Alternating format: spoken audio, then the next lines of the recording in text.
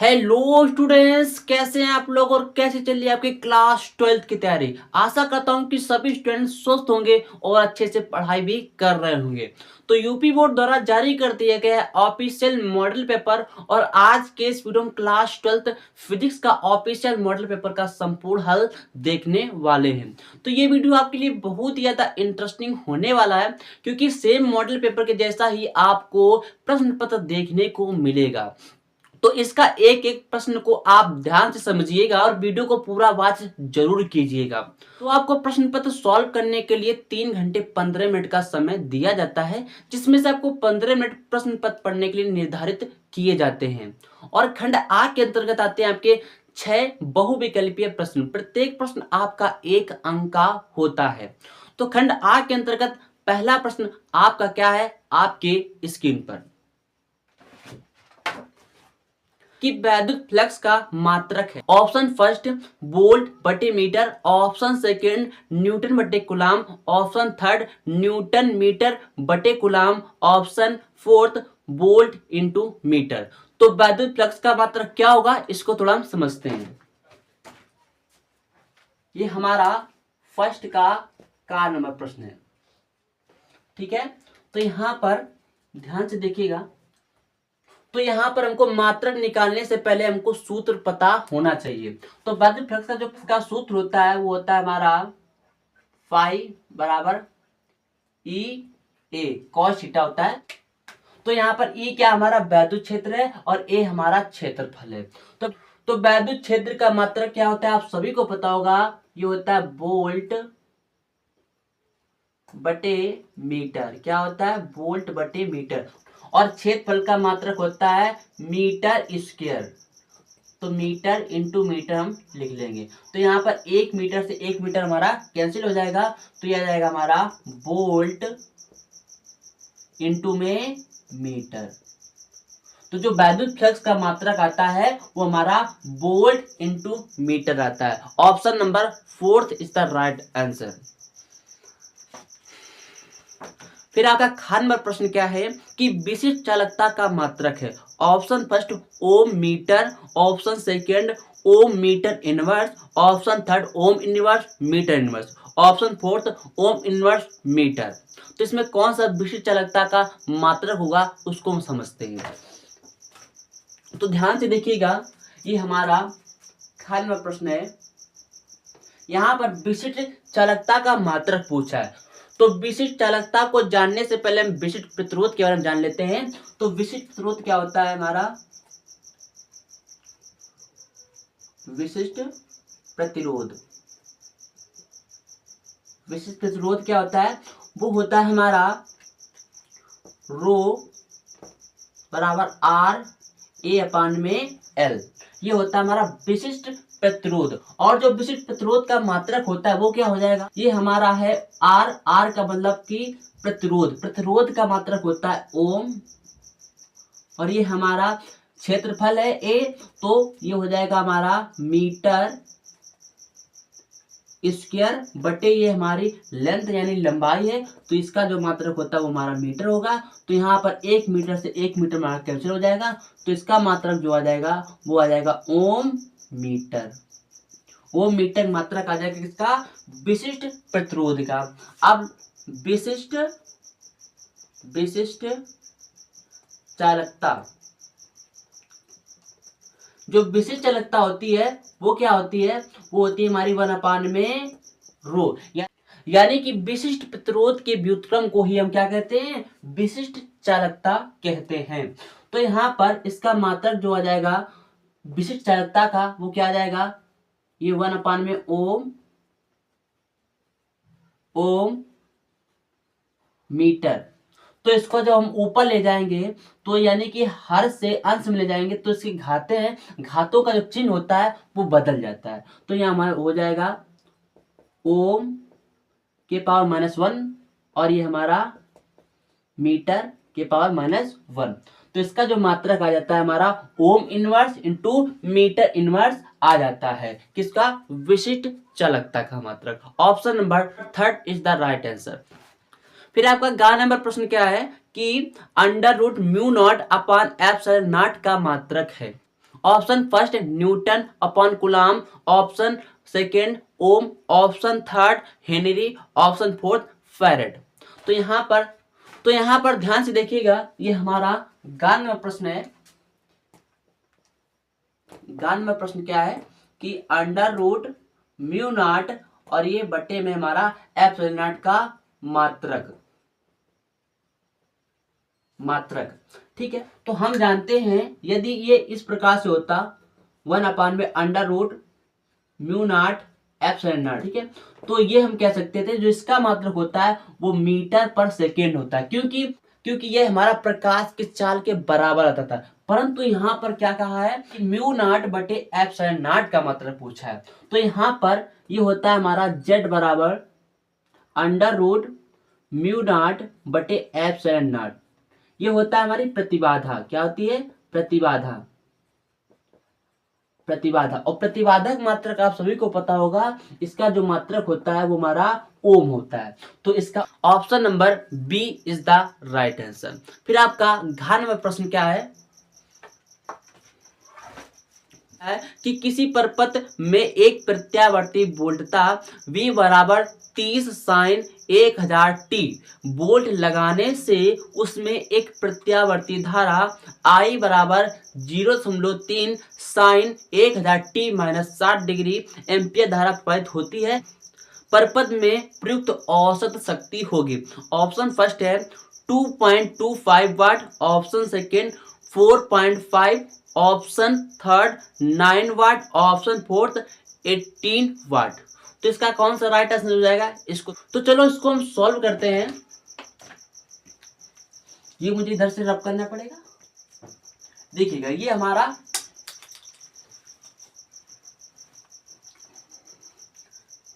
ये हमारा 98वां प्रश्न है।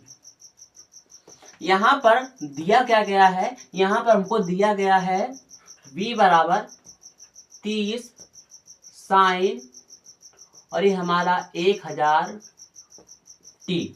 ठीक है, और क्या दिया गया है? और हमारा प्रत्यावर्ती धारा भी दी गई है 0.3 साइन 1000 टी माइनस 60 डिग्री। ये हमको यहाँ पर दिया गया है और हमको पूछा क्या है? औसत शक्ति यानी कि P पूछा गया है। ठीक, तो यहाँ पर हम सर्वप्रथम क्या करते हैं? प्रत्यावर्ती वोल्टता तथा प्रत्यावर्ती धारा के समीकरण से तुलना करते हैं। तो प्रत्यावर्ती वोल्टता का समीकरण क्या होता है? प्रत्यावर्ती वोल्टता का क्या समीकरण होता है? आप सभी को पता होगा, V बराबर होता है V नॉट साइन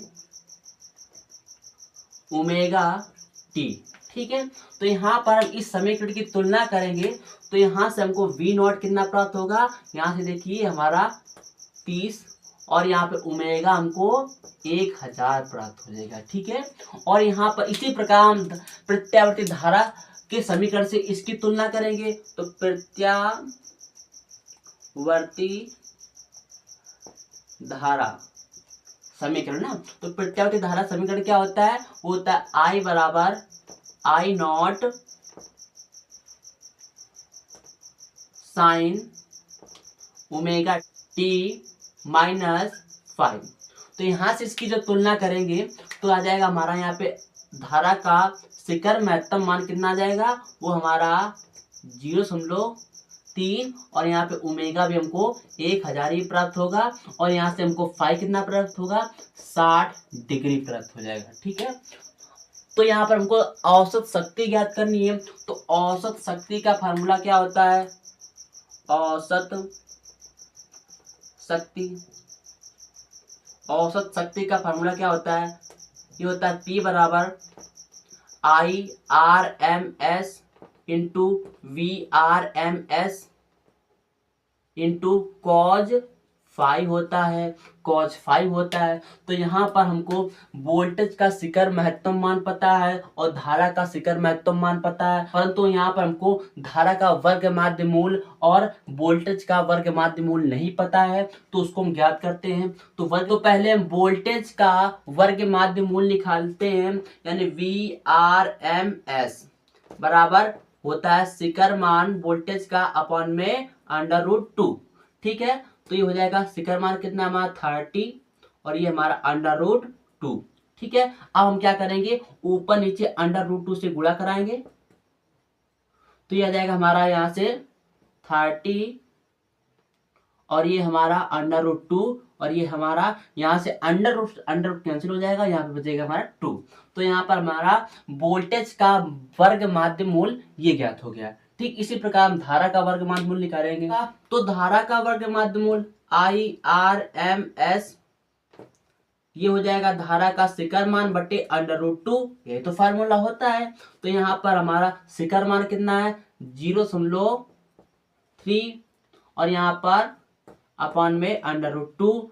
तो जब इसको भी हम √2 से ऊपर नीचे गुणा करा देंगे तो यह आ जाएगा हमारा 0.3 और ये हमारा √2 और ये हमारा 2। ठीक है, तो यहाँ से हम लोग हटाएंगे, यहाँ पर 0 बढ़ा देंगे। तो यहाँ पर दशमलव हटाएंगे, यहाँ पर हम 0 बढ़ा देंगे। ठीक है, यहाँ पर हमारा धारा का वर्ग माध्य मूल ये ज्ञात हो जाता है। तो इनका मान हम फार्मूले में रख देते हैं तो हमारी शक्ति आ जाएगी। ठीक है, तो P बराबर IRMS into VRMS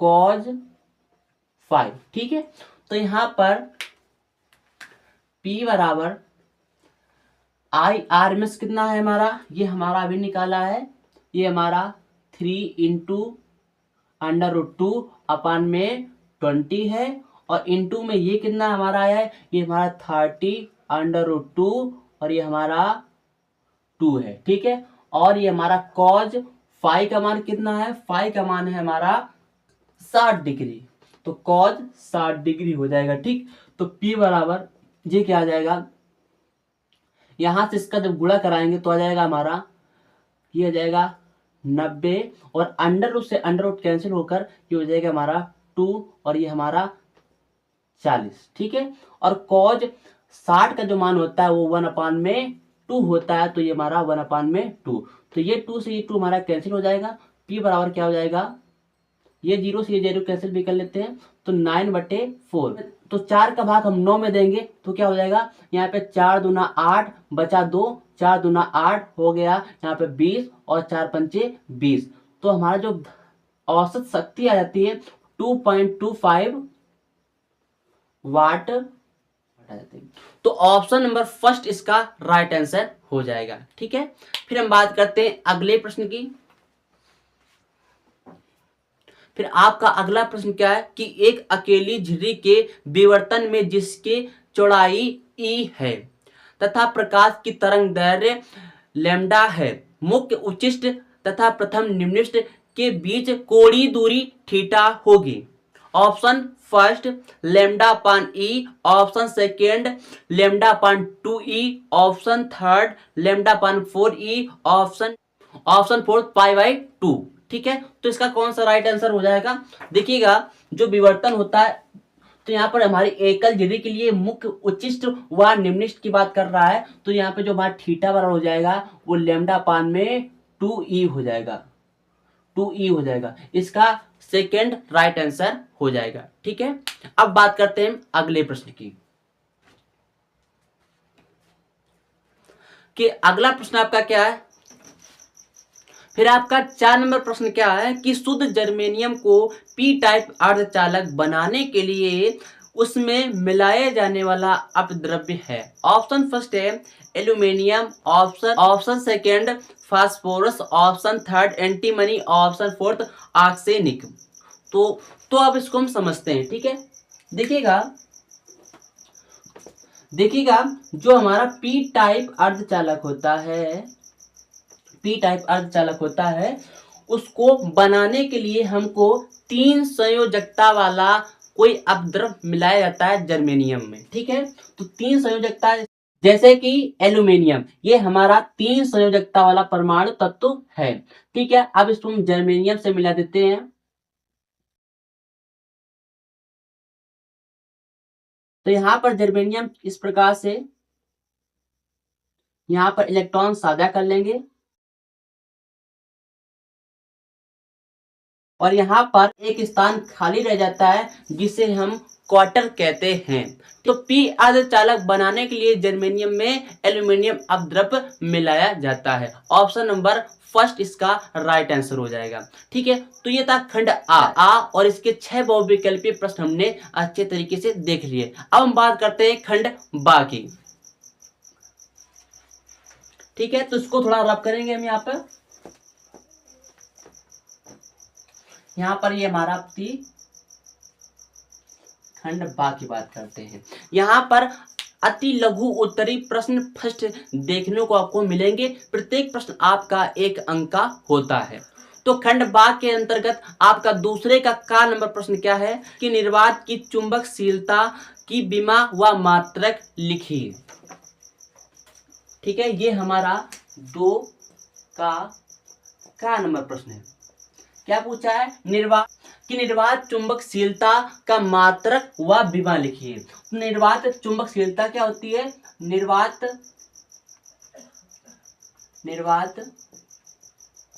चुंबकशीलता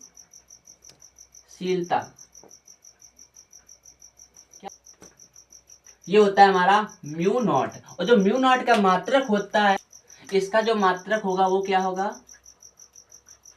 mu naught का इसका जो मात्रक होता है, याद रखिएगा, न्यूटन अपान में एम्पियर स्क्वायर होता है। ये इसका MKS मात्रक। तो इसी मात्रक से हम इसकी विमा निकालेंगे। ठीक है, तो यहां पर आप निकालेंगे इसकी हम विमा। ठीक है, तो विमा निकालने के लिए मैंने आपको बताया भी है कि आपको पूरी फिजिक्स में एक विमा को आप याद कर लीजिए। वो किसकी? वो आपको बल की विमा याद कर लेना है। तो बल की विमा क्या होती है?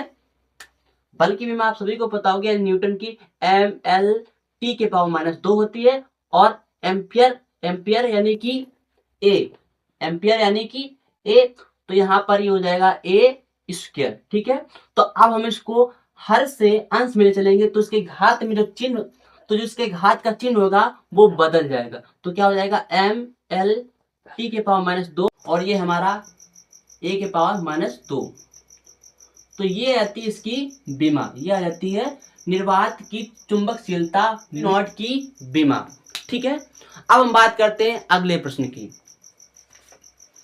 फिर नंबर प्रश्न क्या है कि किसी कुंडली में प्रेरित धारा किन किन बातों पर निर्भर करती है। ठीक है, तो देखिएगा, ये हमारा नंबर प्रश्न है कि कोई कुंडली में प्रेरित धारा जो है वो किन किन बातों पर निर्भर करती है। तो हम जानते हैं प्रेरित धारा वो क्या होगा हमारा?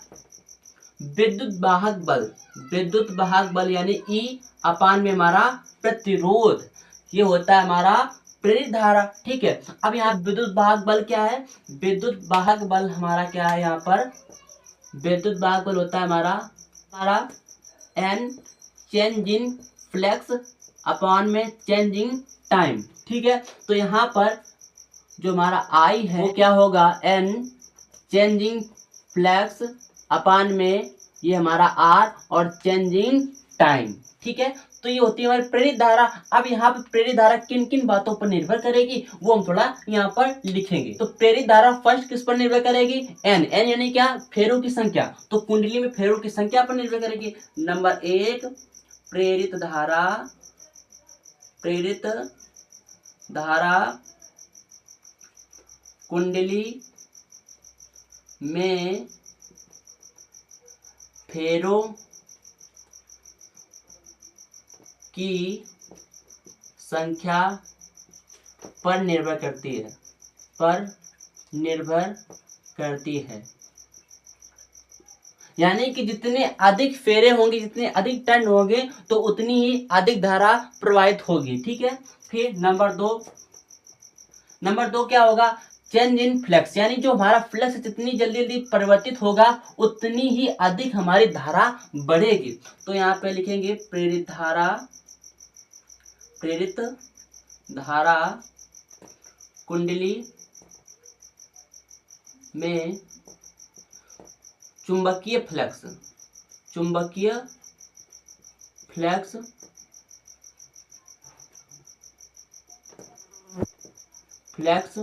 पर निर्भर करती है,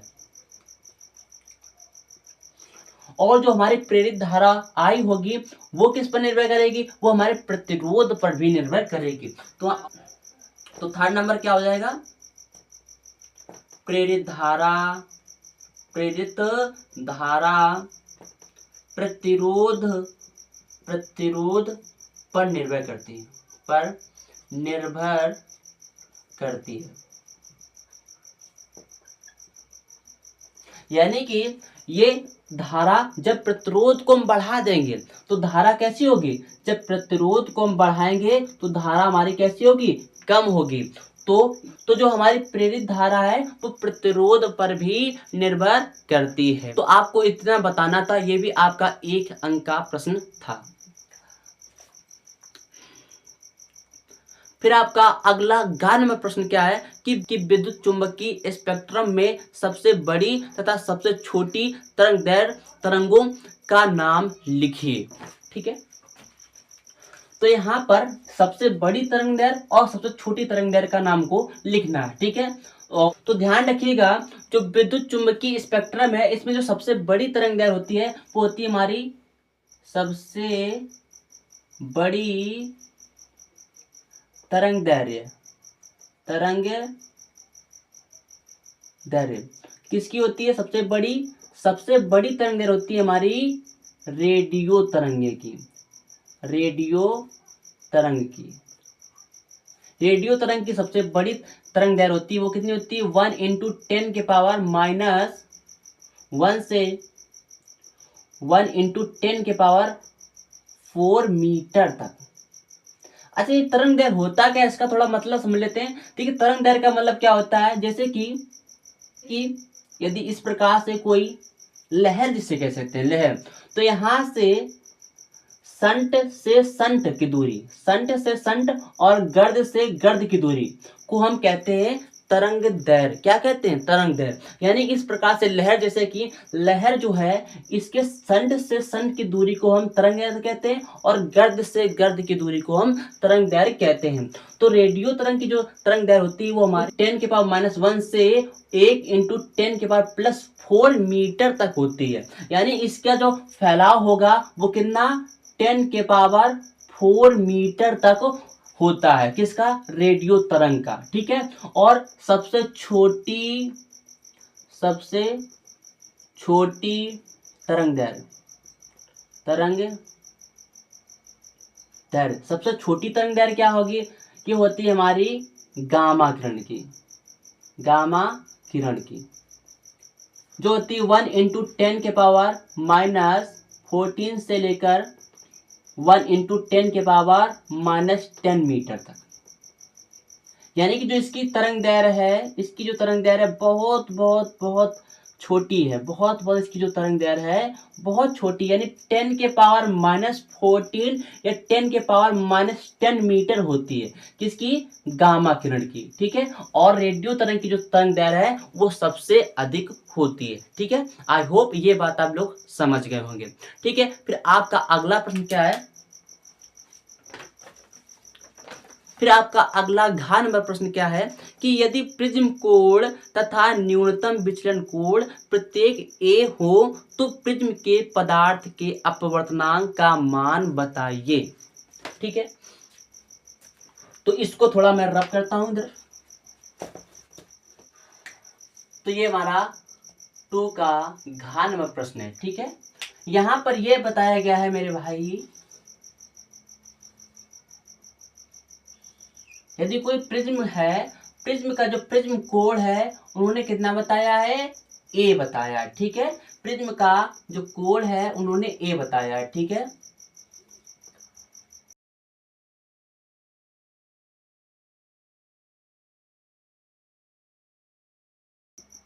और जो न्यूनतम विचलन कोण है, और जो ये न्यूनतम विचलन कोण है जिसे हम डेल्टा m से प्रदर्शित करते हैं, वो भी उन्होंने कितना बता दिया है, वो हमारा a है। कितना है, यहाँ पर प्रिज्म कोण भी हमारा a है और न्यूनतम विचलन कोण डेल्टा m भी हमारा a है।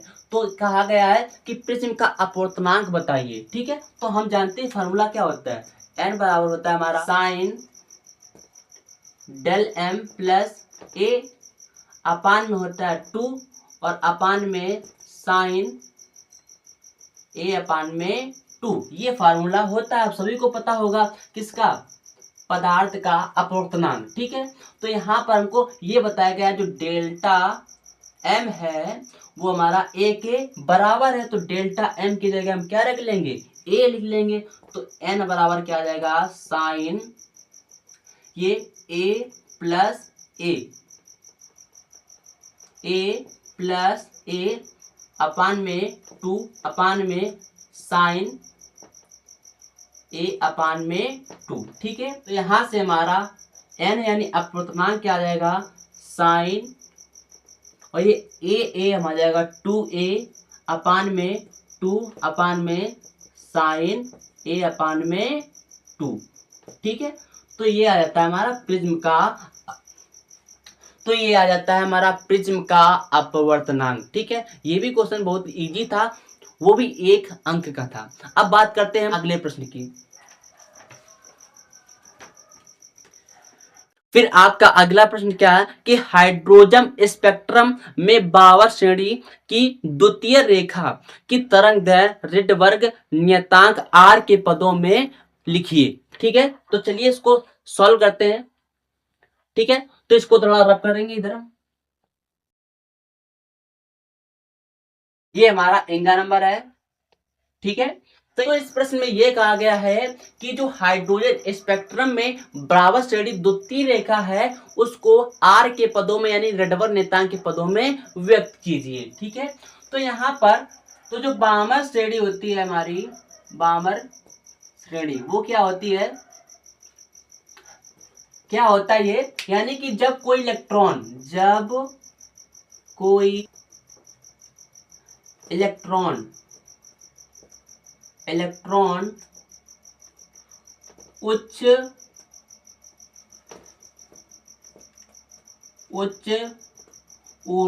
स्तर से द्वितीय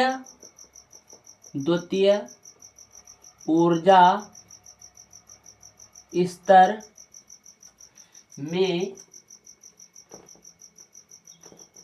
आता है तो उसे बावर श्रेणी। जब कोई इलेक्ट्रॉन उच्च ऊर्जा स्तर से द्वितीय ऊर्जा स्तर में आता है तो उसे बावर श्रेणी कहते हैं। ठीक है, यानी कि यहाँ पर जो बावर श्रेणी होता है n बराबर होता है हमारा 2। ठीक है, ये द्वितीय श्रेणी इसलिए। ठीक है, और जो हमारा उच्च ऊर्जा स्तर होगा, उच्च ऊर्जा स्तर यानी n बराबर क्या होगा, 3 4 5 डॉट डॉट इनफिनिट, यानी कि 2 3 4 या फिर अनंत तक। ठीक है, वो क्या उच्च ऊर्जा स्तर होगा। उच्च ऊर्जा स्तर से कहाँ आया है, n बराबर 2 में संक्रमण किया यानी कि द्वितीय ऊर्जा स्तर में आया। उच्च ऊर्जा कौन, 3 4 5 से लेकर ऊपर जितनी भी होगी वो हमारी कैसी उच्च ऊर्जा होगी। तो इलेक्ट्रॉन हमारा कहाँ कौन था, द्वितीय ऊर्जा स्तर में। ठीक है, और यहाँ पर यह कहा गया था कि हमारी द्वितीयक रेखा है, कौन सी है, द्वितीयक रेखा है। और जो हमारी अगर प्रथम रेखा होती तो हमारे यहाँ पर n बराबर 3 रखना पड़ता, और द्वितीय रेखा कह रहा है तो यहाँ पे हमको n बराबर 4 रखना पड़ेगा। ये हमारी प्रथम और ये हमारी द्वितीय तृतीय। ठीक है, द्वितीय रेखा कह रहा था। ठीक है, तो यहाँ पर हमारा n1 बराबर क्या हो जाएगा 2 और n2 बराबर 4। ठीक है, तो हम जानते हैं, तो हम जानते हैं फॉर्मूला क्या होता है, 1 अपान में अंडर रूट बराबर r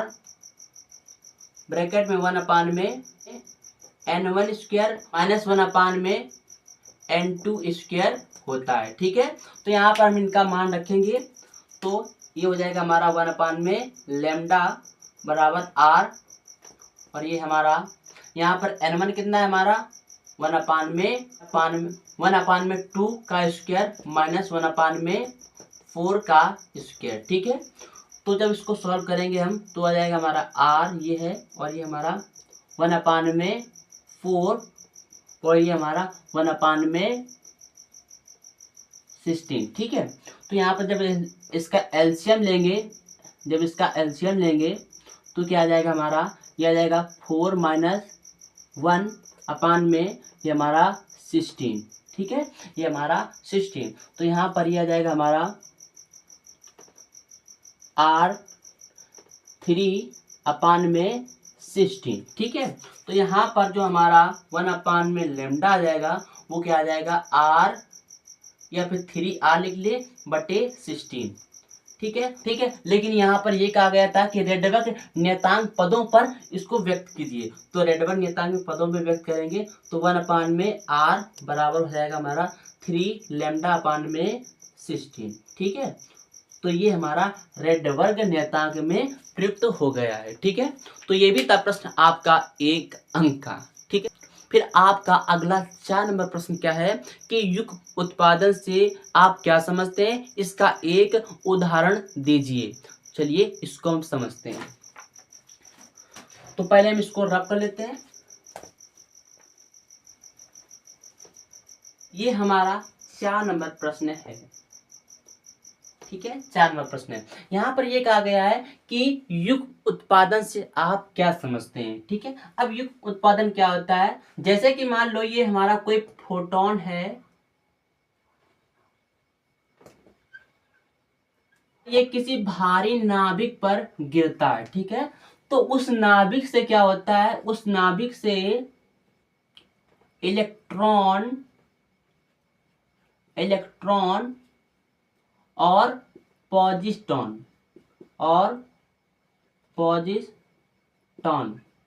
को उत्सर्जित कर देता है, यानी कि पॉजिट्रॉन का उत्पादन कर देता है। जहां इलेक्ट्रॉन पर हमारा माइनस आवेश होता है और पॉजिट्रॉन पर हमारा प्लस आवेश होता है। और ये हमारा जो फोटोन होगा ये हमारा H होगा। क्या होगा, H होगा, जो गामा फोटोन, यानी कि जब कोई फोटोन किसी नाभिक पर गिरेगा तो उस नाभिक से वह इलेक्ट्रॉन तथा पॉजिट्रॉन का क्या कर देगा, निर्माण कर देगा, यानी उत्पन्न कर देगा, ठीक है। तो इसको आप इस प्रकार से लिखेंगे, इसकी डिफिनेशन, जब कोई गामा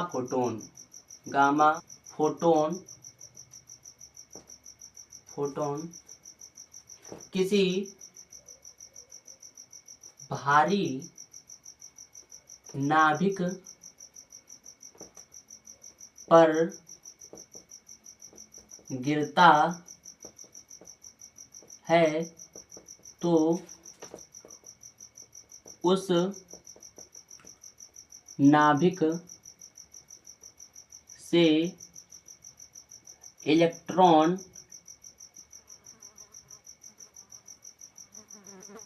तथा पॉजिट्रॉन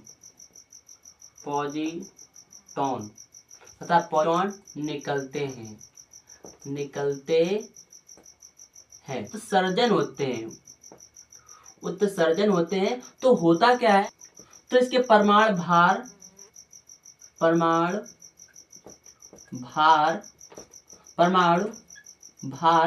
में 4 की कमी हो जाती है। परमाणु क्रमांक में 2 की कमी हो जाती है, 2 की कमी हो जाती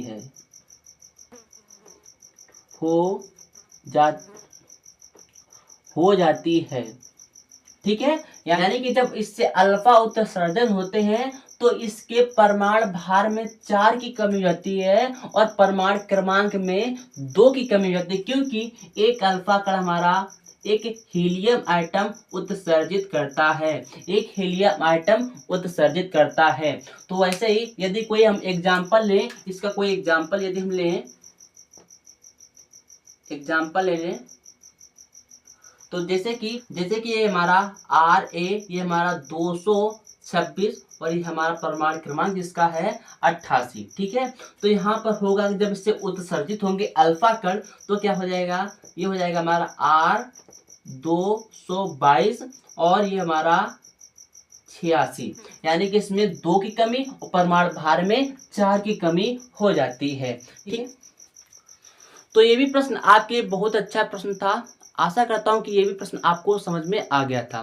तो ये खंड बा भी कंप्लीट हो गया है, ठीक है। और तो आज के इस वीडियो में मैं आपको यहीं तक के क्वेश्चंस को सॉल्व कराऊंगा। अगले नेक्स्ट पार्ट में हम इसके आगे के क्वेश्चन को सॉल्व करेंगे, क्योंकि वीडियो बहुत ही लंबा हो जाएगा और मेरे पास उतनी सुविधाएं नहीं है कि मैं आपको लॉन्ग वीडियो प्रोवाइड करा सकूं। ठीक है, मिलते हैं अगले नेक्स्ट पार्ट में, तब तक के लिए जय हिंद।